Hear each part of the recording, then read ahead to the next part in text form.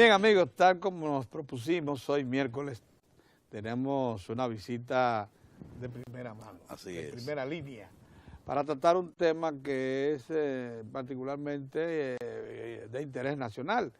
Se trata de la manera como debe actuar el Estado, y lo está haciendo, para procurar librarnos de esa coyunta que son los famosos contratos de compra-venta de energía que imperan en el país, desde el generador privado hasta el Estado, que es el distribuidor de la energía y comercializador. Y esos contratos, como ustedes saben, han encarecido muchísimo la energía y nos han metido, como dijo el presidente, en un insondable hoyo de subsidios que cada año representa tirar al zafacón más de $1.000 millones. Así lo dijo el presidente. Así mismo. Así es. Entonces, el ingeniero José Luis Moreno San Juan, ingeniero electromecánico, es asesor de la Corporación Dominicana de Empresas Eléctricas del Estado, hombre que ha estado académico, que tiene muchísimo tiempo tratando este tema, que ha escrito muchísimos estudios, en particular referidos al costo de la energía. Al costo de la energía. Y a la manera como los contratos que se han hecho han sobredimensionado ese costo a favor de los generadores. Buenos días, ingeniero. Buenos días. Lo primero que queremos es que usted nos analice ese evento trascendente del domingo pasado allá en Peravia. Bien, yo creo que tal vez de lo más importante fue la declaración del propio presidente en el evento, que no estaba prevista, pero que evidentemente va por la línea de lo que es la realidad del sector y cuál es yo diría, el principal problema en cuanto al déficit del sector, que es el precio a que los generadores le venden a las empresas distribuidoras. No es nada más que el cobro de la energía como se había estado enfocando, sino realmente lo que le llaman el costo de abastecimiento. O sea, si analizamos lo que son los costos de producción de la generación actual y vemos los precios a que esos generadores le venden a las empresas distribuidoras, pues vamos a ver que hay una especulación en cuanto a esos precios que le permiten unas ganancias de cerca de 530 millones de dólares al año por especulación, o sea, fundamentalmente. O sea, eso está, es evidente, o sea, para cualquiera que analice lo que es la estructura de costo de la generación actual. Evidentemente que eso también le trae un inconveniente a las empresas distribuidoras, que es que para esos costos de abastecimiento los precios de tarifa deberían ser mucho más altos si se quiere recoger realmente lo que son las pérdidas técnicas y lo que es el costo de la expansión y mantenimiento y operación de las empresas de distribución. O sea, si usted tiene, por ejemplo, en el año pasado, o sea, un costo de abastecimiento medio de 18.45 centavos de dólar el kilovatio hora a las empresas distribuidoras recibiéndolo a ese precio, no es verdad que se puede tener los números en azul vendiendo a 20.3 centavos de dólar. Tendrían que estar vendiendo a 28 o a 20 y pico de centavos de dólar promedio, y evidentemente eso sería un aumento de cerca de un 35 o un 40% en la tarifa, algo que es insostenible, porque ya de por sí es una tarifa muy elevada. O sea, por eso es una decisión correcta no seguir aumentando la tarifa. A veces se habla que es un subsidio al consumo, pero realmente es un subsidio a la producción, porque ahí están los 530 millones de dólares anuales que se están pagando de más. Y el otro tema es que por eso mismo, esos 530 millones de dólares se convierten después en 600 millones, un poquito más, 650 millones de dólares de pérdidas económicas para lo que es la operación del sistema, y de ahí que hemos sostenido, o sea, y lo seguiremos sosteniendo hasta que la situación se cambie, que el 80% del déficit se debe realmente a los costos de abastecimiento y un 20% a lo que podríamos llamar deficiencias en el manejo de las sedes y de la propia sede. Eso los números están ahí, o sea, yo creo que por eso hay un convencimiento de parte de ciertas autoridades del gobierno que eso es así, y por eso se ha estado actuando sobre el otro extremo, que nada más que se actuaba sobre lo que era el cobro, ahora se está hablando sobre lo que es la generación. Ha habido un cambio de visión, total, un cambio total. Entonces, el otro tema es que se especula y se dice que el sector estatal o público no puede actuar de acuerdo a la ley en la generación. Eso es totalmente falso, incluso por eso traje la ley, porque la ley está aquí y esa es la Ley General de Electricidad. Sí, y esta es con la modificación que se hizo en el año 2007. Ajá. Entonces, aquí se define lo que es una empresa de generación y no se especifica en ningún momento a qué sector. ¿Qué debe ser privado? Privado no. Dice simplemente, o sea, empresa de generación, empresa eléctrica cuyo objetivo principal es operar una o varias unidades de generación eléctrica. ¿Dónde dice que tiene que ser privado o dónde dice que tiene que ser público o mixto? Simplemente se define diferente a como dice la hidroeléctrica, que empresa eléctrica estatal, cuyo objetivo principal es las hidroeléctricas, o lo que dice la empresa de transmisión, que dice empresa eléctrica estatal. Ahora mire lo que dice la distribuidora. Empresa beneficiaria de una concesión para explotar obras eléctricas de distribución, cuyo objetivo principal es eso. Tampoco dice que tiene que ser ¿o estatal o privado? No, o sea que es mentira, como he dicho en otros programas, ciertas de los argumentos que se esgrimen en contra de ciertas acciones que van en la dirección correcta. O sea, en cuanto a el tema incluso de que sean más de 600 megavatios, a mí me parece muy interesante. De hecho, que se haya podido conseguir unidades un poco más capacidad. Entendemos y lo hemos sostenido también que el esfuerzo debió ser 1.800 megavatios, o sea, porque evidentemente lo que queremos es sustituir el uso del petróleo, o sea, tanto como el fuel oil número 6 como el fuel oil número 2 en la generación, porque ya no es rentable hacer generación eléctrica en base a esos dos combustibles.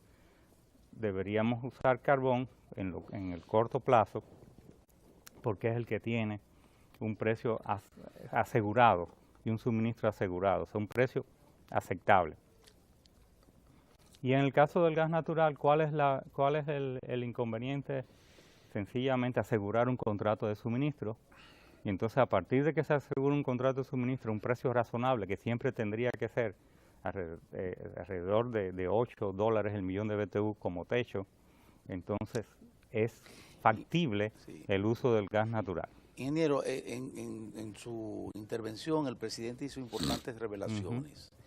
Por ejemplo, una que me llamó poderosamente la atención fue donde el presidente decía que desde el inicio de su administración el gobierno llamó la atención para una renegociación con las generadoras y que éstas se negaron a eso. Luego salió una versión que decía que no solo se negaron, sino que replantearon que en el caso particular del gas natural hubiese una negociación de ellas participar directamente, pero con los precios actuales. Sí, que son no con precios futuros, sí, no, son precios, con los precios muy altos.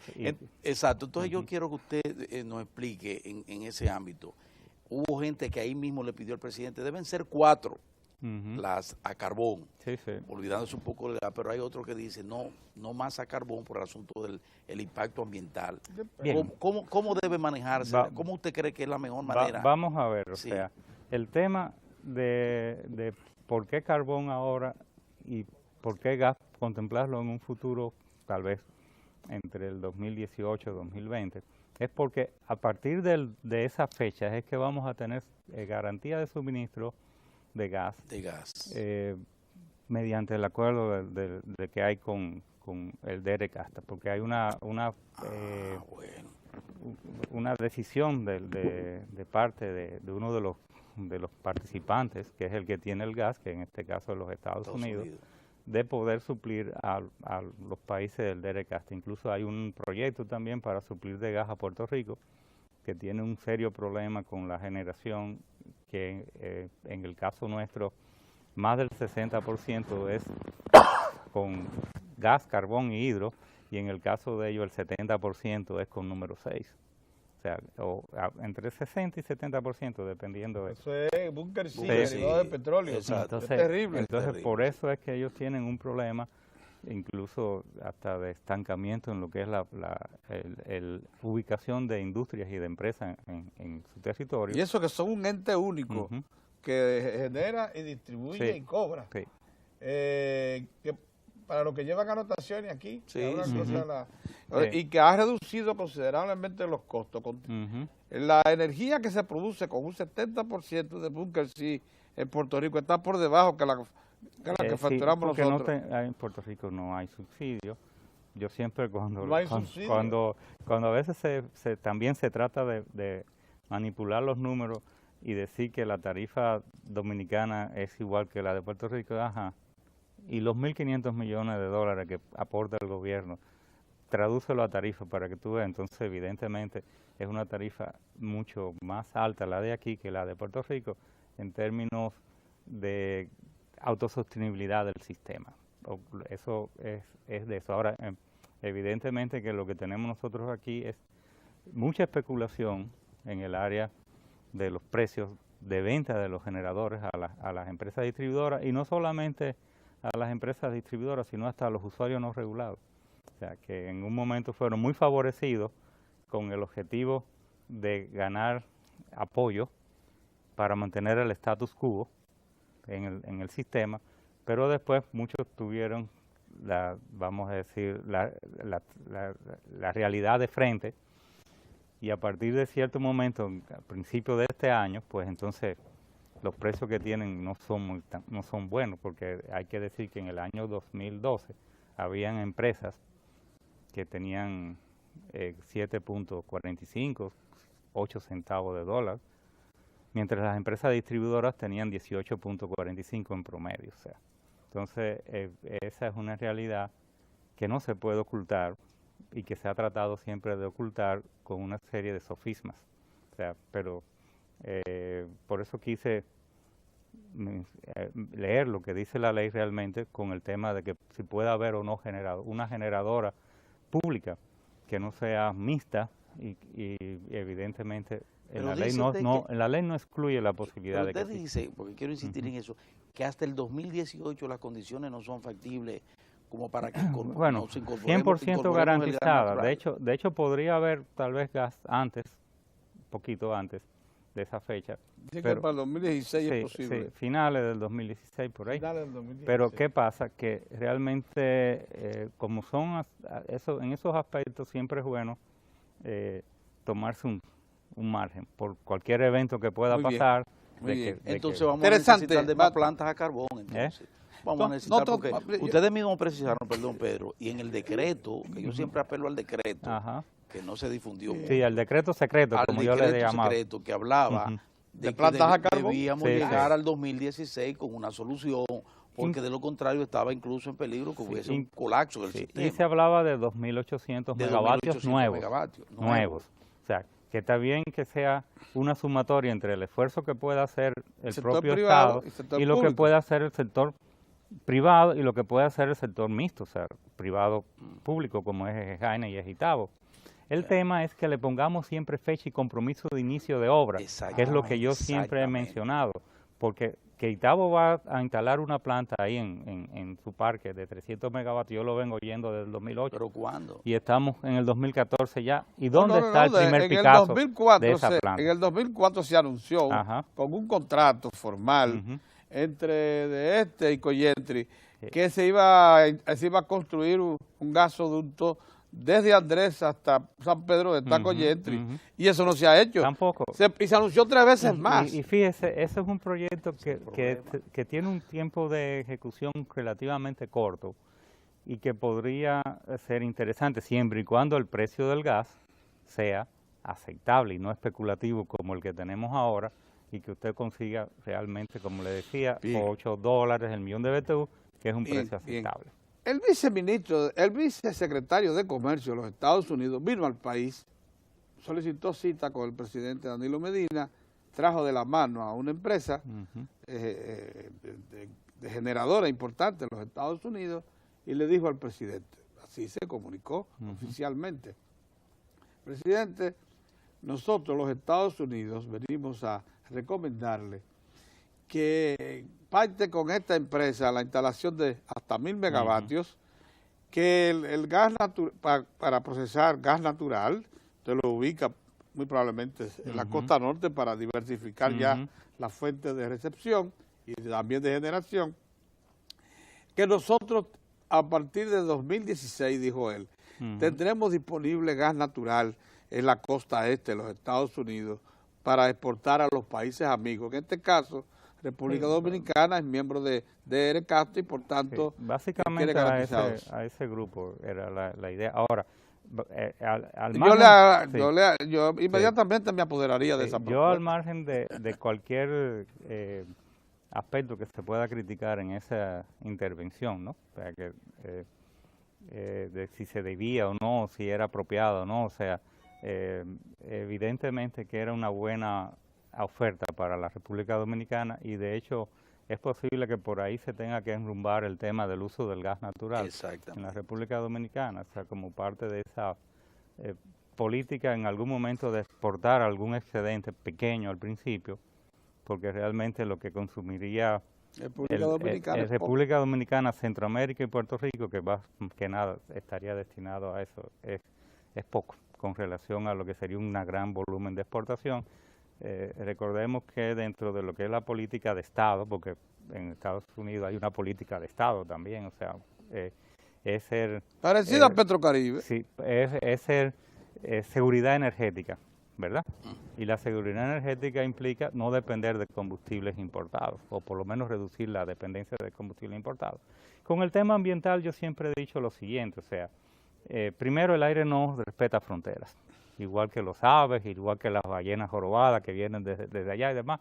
Nadie le pide pasaporte para entrar en aguas territoriales dominicanas ni nada de eso. Entonces, evidentemente que hay otros elementos que contaminan más que la propia generación eléctrica, como es el uso de los automóviles, incluso hasta mismo en República Dominicana. O sea, el uso de los automóviles posiblemente contamina muchísimo más que todo lo que es el resto. O sea, y si tienen alguna duda de ello, podrían analizar la cantidad de hollín y de partículas que hay en la propia ciudad, producto del congestionamiento vehicular que tenemos, que es algo que en algún momento también habrá que atacarse para darnos un buen sector de transporte colectivo, son organizados y que todo el mundo tenga confianza en usarlo para llegar a tiempo a su trabajo y no pasar todos los atropellos que normalmente se pasan cuando se usa ese tipo de transporte. Pero también el hecho es que el resto del mundo usa carbón precisamente porque tiene un precio muy bueno. O sea, China usa carbón y en demasía para mantener su pujanza económica. Y eso contamina la atmósfera del planeta, o sea, y se mueve por todo el mundo. ¿Qué hacemos nosotros con no usar, por lo menos en una proporción similar a lo que usa el resto del mundo? O sea, el carbón, por un tema ambiental cuando realmente el aire nos llega de todas partes con esa contaminación. O sea, es un asunto totalmente ahorita absurdo. Vamos a hablar, antes que se nos acabe el tiempo, de la característica del proyecto de Peravia, de Salinas. Pero yo quisiera también clarificar lo siguiente. Usted sabe que nosotros, los dominicanos, nos afectamos mucho con el síndrome de El Gancho. Entonces, cuando vimos el famoso viceministro, vicesecretario de Comercio, con la empresa esta norteamericana, lo que se quiso poner en el ambiente, incluso lo oí en esferas oficiales, lo que me preocupó fue que eso significaba distraer la atención del gobierno para que parase la ejecución del concurso de las 2 plantas a carbón. Él no se quiso entender que lo que había era así una vocación del Estado Dominicano de desarrollar nueva generación y que una empresa privada norteamericana se aproximó al Departamento de Comercio de los Estados Unidos y dijo, yo quisiera participar ahí, lléveme, y lléveme de la mano. Y eso es absolutamente normal. Eso pasa muchísimas veces.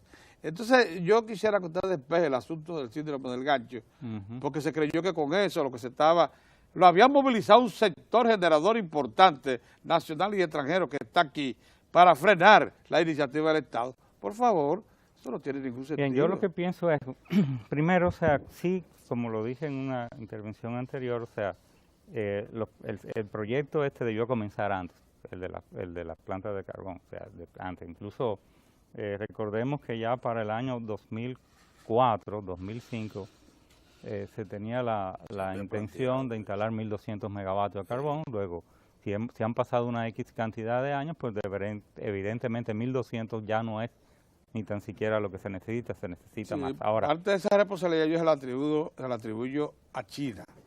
Que Sichuan tenía garantizado dos contratos de 600 megavatios cada uno, tenía garantizado una carta de crédito reconducible de 800 millones de dólares aprobada ya por el Congreso, y a última hora puso como condición para ejecutar los proyectos que el gobierno rompiera las relaciones con Taiwán.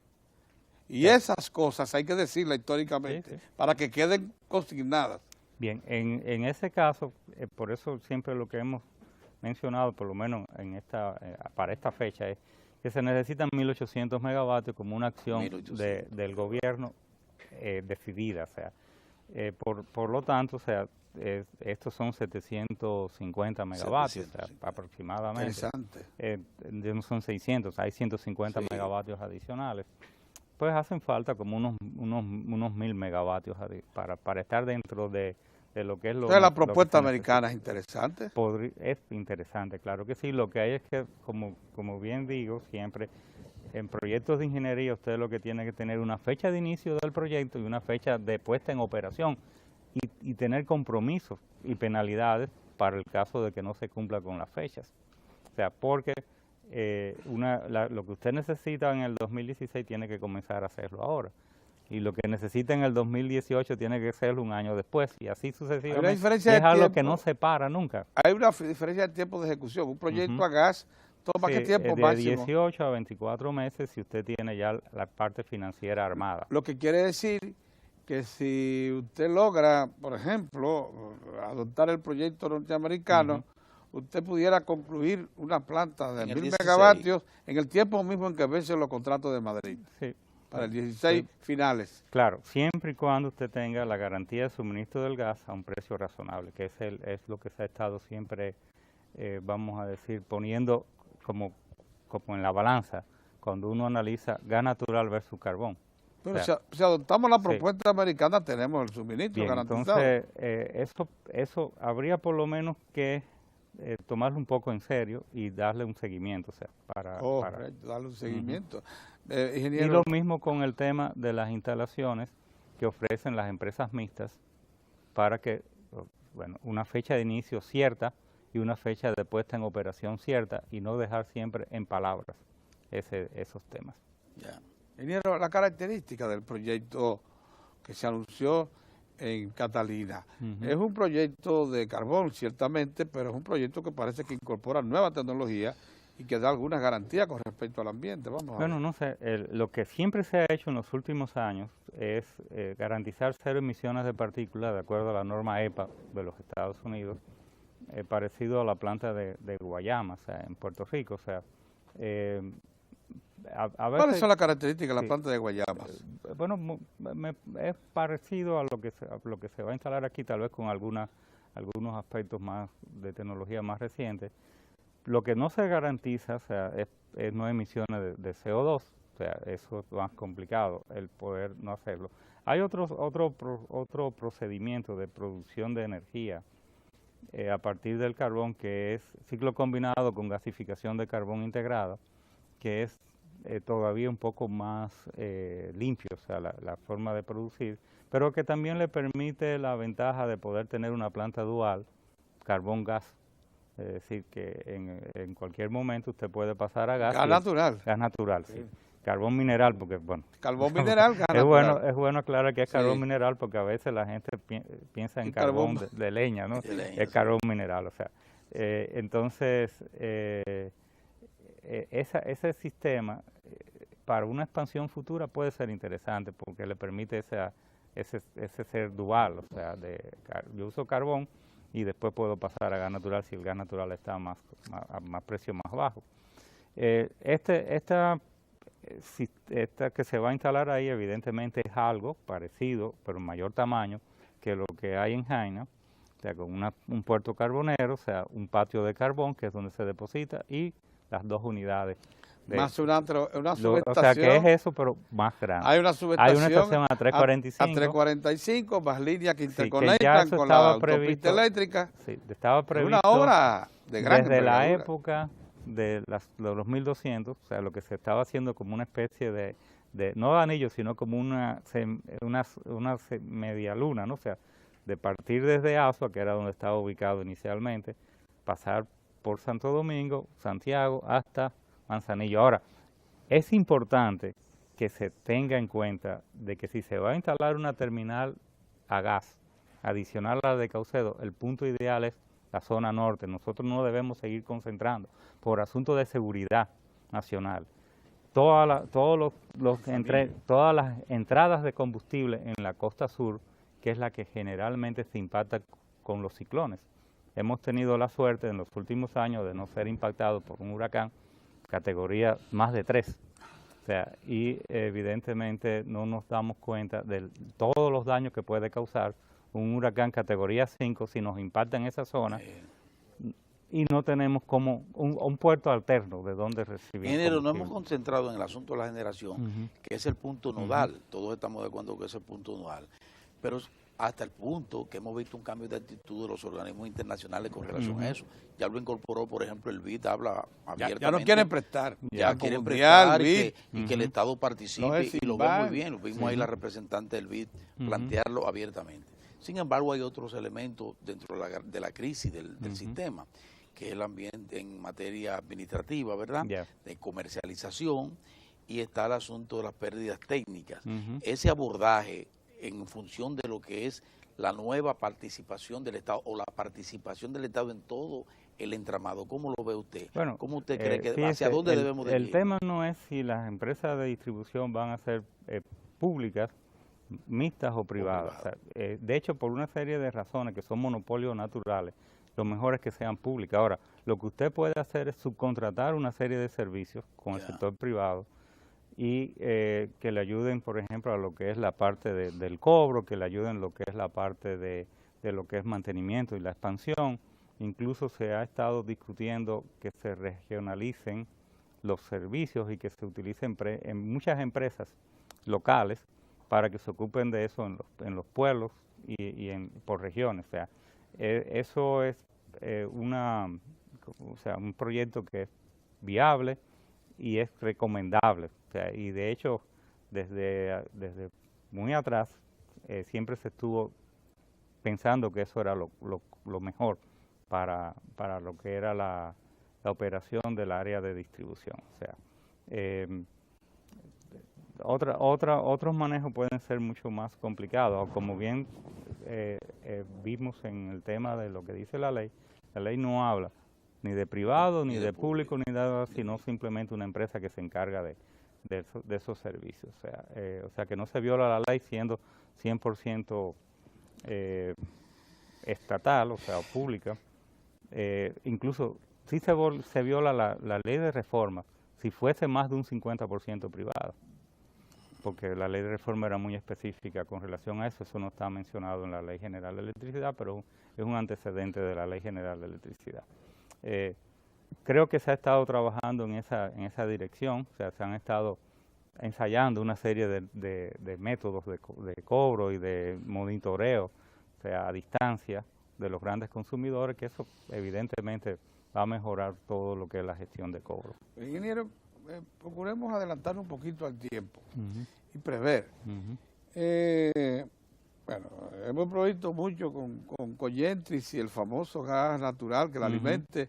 Y la verdad que no hay manera, no aparece nunca información que oriente. Pero hay un asunto que sí está en el ambiente, porque ya personas que participaron... Esa es una paradoja del sistema. Esa es una paradoja. Pero hay un asunto que sí está en el ambiente, porque incluso lo han sugerido participantes directos en el acuerdo, en la conformación de la fórmula del Acuerdo de Madrid, desde el gobierno. Ya. Y entonces aquí yo me refiero. Que está sugiriendo que por efecto del contrato que tiene AES con Trinidad y Tobago, que le garantiza 20 años de suministro de gas natural a un precio fijo, sorprendentemente bajo 3.50 el millón de BTU, es de el año próximo adquiere su condición de operar rentable, deja de operar en rojo. Y que por tanto, en lo que refiere a esa relación, AES, ya es conveniente el Acuerdo de Madrid.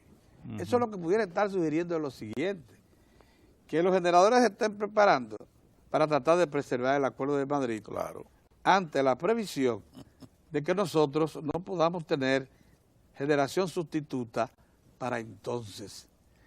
¿No le es eso a usted? ¿Cómo usted calificaría esa situación? Yo lo que pienso es, vamos a hablar. Hay un primer contrato que se vence en enero del 2015, que ya hasta casi hay un año, que es el de la Smith Enron, que yo siempre llamaré Smith Enron. No San Felipe, no como San Felipe, quiere, para distraerlo. Por un problema de lo que decía el contrato y cómo se ejecutó esa transferencia. Esa vence ahora. Sí, esa vence el 15 de enero, 16 de enero del año que viene. Por cierto, que son 185 megavatios. Del año 2015, perdón, no del año 2014, sino 2015. Y después, en el 2016, vencen los otros contratos. ¿Qué es lo que hay que comenzar? ¿En total cuánto suman los acuerdos de Madrid? Es que ahora, con relación al total de la energía que se comercializa en el sistema, es un poquito menos de la mitad. O sea, que por eso es que hay muchas otras cosas que no son el Acuerdo de Madrid. Pero sí, el Acuerdo de Madrid, ¿como cuánto? ¿Qué, en total? En megavatios, un poco como 1000 megavatios. O sea, entonces, ¿qué es lo que sucede? Que realmente lo que hay es que tratar de hacer licitaciones, hacer una puja con unos valores de referencia que si no los consigo, yo sigo buscando, y si no los consigo, yo busco fuera, que vengan nuevos generadores. O sea, porque el problema está que en la competencia es al mejor postor, o sea, y evidentemente, por un lado queremos un mercado competitivo, mercado entre comillas, porque realmente nosotros nunca hemos tenido un mercado eléctrico como tal, y por otro lado lo que queremos es que no venga más nadie, para nosotros tener simplemente esa condición oligopólica. Claro. Pero eso es exactamente lo que plantea muy cómodo el señor Ernesto Selva, de una entidad que se llama CREES. O sea, él dice que el Estado no debe intervenir como generador y dejar al libre, pero que no vengan más. Sí, parece que se desconoce la aritmética básica del sector eléctrico, con todo el respeto que yo pueda tener por ese profesional, en cuanto a lo que realmente le produce el déficit al sector. O sea, hay un ente especulativo que produce un impacto de 530 millones de dólares, por lo menos en el 2012 fue así, después evaluaríamos qué ha pasado en el 2013, y eso de por sí proyecta una serie de, vamos a decir, de pérdidas para el sistema que involucra el 80% del aporte del gobierno. O sea, lo podemos ver, o sea, lo podemos discutir si se quiere. Lo que pasa es que aquí hay sectores que nada más que se oyen a ellos mismos y nunca quieren oír a los sectores que tienen opiniones contrarias. O sea, entonces se retroalimentan a sí mismos con una serie de sofismas y con una serie de aspectos totalmente paradójicos, como es el caso, por ejemplo, que no se haya podido convertir a gas natural a Coyentre en un momento, 10 años lleva, o sea, en un momento atrás que teníamos un precio del gas razonablemente bajo y que podíamos haber incluido esa generación que le cuesta 40 centavos de dólar a las empresas distribuidoras, o eso lo desconocen esos economistas. O sea, cuando usted enciende los 300 megavatios de Coyentre, tiene que prepararse para sacar del bolsillo 40 centavos de dólar. Era un proyecto que se podía ejecutar en menos de 6 meses, la conversión completa. Menos de 6 meses. Si se hubiese puesto realmente empeño en ello, no es un proyecto tan complicado. Y se podía haber conseguido un precio del gas natural cercano al mismo que tenía AES, con la diferencia de lo que era costo de terminal y demás, tal vez agregarle $1 o $1.25, como al final se llegó al principio. Lo que se usaba como referencia era un acuerdo que se tenía en Puerto Rico, con el suministro de gas justamente de Trinidad y Tobago, que el costo de terminal, de transferencia, de uso de terminal era apenas 25 centavos de dólar. O sea, y después se llevó a 50 y después se quedó, la última vez que supe de eso, que andaba por 1.20 más o menos. 1.20. Pero todavía es un precio razonable. Si usted le pone el NIMES más 1.20, pues es razonable. El NIMES anda por 8, ¿cuánto? No, anda por 4.5. 4.5. Al NIMES va a hacer eso, lo que quiere decir que nosotros pudiéramos tener con todo y lo costosa que es la inversión en Coyentri, pudiéramos tener una energía que esté rondando los 13 a 16 centavos de dólar el kilovatio. Podría estar sí, alrededor de lo más 14 centavos de dólar 12. contra 40. Entonces es 12, algo... oígame usted, a lo que usted puede agregarle 4 centavos de intermediación y lo tiene en el mercado a a mí 16. lo que me inquieta, como usted maneja información del sector, ¿usted ha visto alguna señal en el sentido de ver qué vamos a hacer, cuál va a ser la respuesta del Estado al vencimiento de un contrato como ese, que es un contrato importante al 2015? Porque yo no he escuchado, yo no he escuchado absolutamente nada en esa dirección. Yo lo que recomiendo es que no se renegocie. Que no se renegocie. Simplemente que lo que se someta es licitaciones. Y entonces se fijen unos topes para evitar todo lo que es especulación dentro de eso. Si usted no me ofrece más de eso, entonces que se liciten ahora con entrega a futuro. Y de lo contrario, entonces que se busquen unos nuevos proveedores de energía. Que realmente se termine de hacer lo que se tiene que hacer para salir de ese oligopolio que existe en el sector de la generación, que realmente es muy poderoso, o sea, muy poderoso. O sea, esa estructura. A propósito de eso, si es enteramente posible lo que usted dice, máxime, si tenemos que, por ejemplo, el grupo Gejaina montó a Quisqueya 2, que tiene 230 megavatios garantizados ahí, que aunque lo produce con búnker, sí, tiene tremenda vocación a hacerlo con gas natural. A propósito de eso, supe que ya Gejaina, por intermedio de una de sus empresas, es accionista de una de las terminales de gas natural de la costa este, que pronto va a entrar en operación. Ya tienen presencia ahí, lo que le garantiza entrega.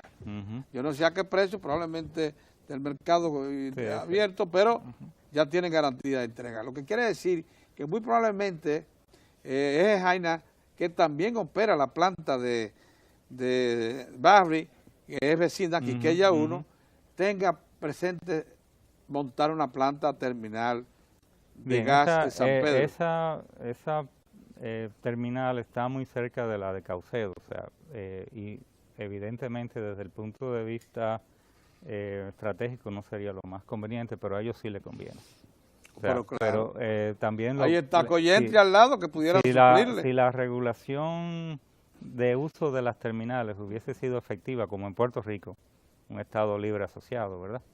Pero que a veces es mucho más independiente en algunas cosas, en la defensa de su interés nacional como nación, o sea, aunque no sea un Estado independiente de por sí, se podía usar la terminal y todavía hay capacidad para usar esa terminal con ventaja, pero bueno, para nosotros, desde el punto de vista técnico, lo importante sería una terminal en la zona norte y tratar de establecer generación en la zona norte, que con la línea de transmisión de 345 también se puede transferir del norte hacia el sur en caso de que haya problemas. Eso está clarísimo, ingeniero. Lo que pasa es que yo hacía esa referencia a propósito de lo que usted dice, que a partir del 2015 tendremos disponibles 185 megavatios que vencen de San Felipe hasta un precio muy alto. Es por ahí que ando. Pero que también es por ahí que ando, ingeniero. Acuérdense que también un grupo privado tiene ya 35 megavatios a gas natural en San Pedro, al lado, a orilla del río Iguamo, y que lo va a llevar a 70 dentro de poco. También es cierto que... Ahora, ¿con qué trabaja la Smith Enron? Con el número 2 y número 6. Si no cambia a gas natural, pues evidentemente es inoperable esa planta. No, sale de mercado, evidentemente sale de mercado. Después de eso, después Quisqueya 2, que ya está en el mercado. Como usted sabe, se instaló Seaboard aquí en el puerto de Jaina, en el puerto de... Utiliza el gasoducto de que, Santo Domingo, que llega a los minas. Con gas natural, son 150, Sí, ¿no? sí. En una barcaza. Ahí hay una parte pequeña. Que o sea que tenemos con qué. Lo que quiero decir es que si se hace un concurso, como usted lo sugiere, tenemos de con qué suministro de gas a un precio aceptable, pues mire, habría mucho que se puede convertir a gas de lo que tenemos. Que pudiera ser energía barata, que está en el mercado, no es que haya que buscarla. Siempre y cuando el precio del gas sea atractivo. Y no especulativo, porque entonces estamos en lo mismo. Ahí viene y se nos cae el muñeco. Está muy claro. Se nos cae el muñeco. Exacto. Por eso es que los amigos que están relacionados con el Acuerdo de Madrid sugieren de manera interesada que se preserve el Acuerdo de Madrid en lo que tiene que ver con EDE. Ya. Bueno, de hecho ese tema de los acuerdos que tenía con EDE, pues acuérdese que era una cantidad de energía que no se usó toda para las distribuidoras, sino que una parte se dejó para lo que eran los usuarios no regulados. Pero lo que usted plantea es interesantísimo. Vamos a plantear el tema desde ahora, para que luego no estemos corriendo improvisando soluciones. Es que en materia de energía todo se planifica a mediano y largo plazo. Y usted tiene que planificar lo que va a suceder dentro de 4 años ahora. Si espera ese momento, entonces siempre está ya con el tiempo en contra y los precios nunca son buenos. Por eso sorprende que todavía a estas alturas las autoridades del subsector eléctrico no hablen de un plan de expansión y su actualización. Porque se cometió el error de dejar eso simplemente a la oferta y la demanda, y eso no se hace así en ningún país del mundo, ni en los Estados Unidos, que tal vez lo usamos tanto como referencia. Siempre hay un plan de expansión y hay una estrategia. Yo pongo el caso más de ejemplo es Francia, que establece estrategias de un siglo y hacen una serie de modificaciones y hacen una serie de cambios cada cierto tiempo. Hace un tiempecito el presidente dijo, me parece que fue en Venezuela, llamó la atención de los empresarios. Cuando hubo la cumbre de empresarios de Centroamérica y el Caribe, él dijo, si hay un punto atractivo, un mercado atractivo en la región, es el mercado de electricidad en la República Dominicana. Llamando la atención precisamente de que, y posiblemente, yo digo, esa es la pista, a lo mejor el presidente ya está pensando en la posibilidad, en un plan de expansión. Y tenemos el tema de las energías renovables de todo tipo que se pueden utilizar, incluyendo la de la biomasa, que veo que ahora se le está dando cierto énfasis a eso, porque siempre hemos dicho que esas son las que dan mayor valor agregado local, porque la biomasa se produce en el campo, da empleo y se genera toda una serie de valores que no es solamente comprar la tecnología, usarla como la fotovoltaica o la eólica, por ejemplo. Y eso no quiere decir que no usemos la eólica, que también está a un precio atractivo, la fotovoltaica, para ahorrar combustible también es interesante, sin bancos de batería y demás, que también por ahí es que se ha estado trabajando y tenemos muchos proyectos de energía renovable muy interesantes sobre en especial los pequeños proyectos hidroeléctricos para alumbrar zonas muy profundas del territorio donde es antieconómico llevar redes. Pero que no me hablen de grandes presas que ya no caben. No. Y fíjese que hay, por ejemplo, el proyecto de electrificación rural, que casi no se menciona. Una gran presa, ya déjalo ahí. Todos estos proyectos que hay de electrificación rural generalmente utilizan bastante de eso, de energía renovable y demás, y se ha estado trabajando mucho en eso de manera callada, ¿no? O sea, porque eso no se le da mucha publicidad. Muy bien, oye, qué interesante. Muy bien. Un conversatorio de fin de año con nuestro amigo José Luis Moreno San Juan. Lo vamos a repetir, tiene demasiado valor, señor, que se solo en el día de hoy. Son advertencias de un asesor sin anchas que afilar. Así no es. tiene a quién atacar, no lo necesita. Exactamente. Tampoco está asociado a ninguna institución de esas que ofrece soluciones. Él tan solo es un catedrático y un asesor privado. Ya medio retirado. Él nos ha ofertado sus ideas, que son el fruto de la experiencia. Muchas gracias. Muchas gracias. Y a ustedes también por su atención. Será hasta una nueva ocasión. Ahí viene Lalo. Hoy sí va Lalo, con muchísimos deportes.